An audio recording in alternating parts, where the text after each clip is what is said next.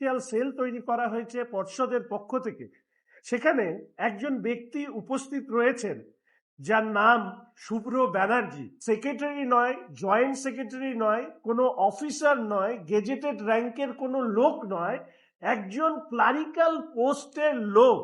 তাকে কি করে মধ্যশিক্ষা পর্ষদের মাধ্যমিক পরীক্ষা সংক্রান্ত কনফিডেন্সিয়াল সেলে তাকে নিয়ে যাওয়া হলো? 5 থেকে 6 কোটি টাকা গত 10 বছরে যেখানে কোশ্চেন পেপার প্রিন্টিং এ খরচা হয়েছে, এবার খরচা হলো 2023 সালে 25 কোটি টাকা। আমি তো মনে করি যে চিট ফান্ড কোম্পানিরা ডাবলিং করে দেওয়ার কথা বলে কি 1 বছরে না 2 বছরে।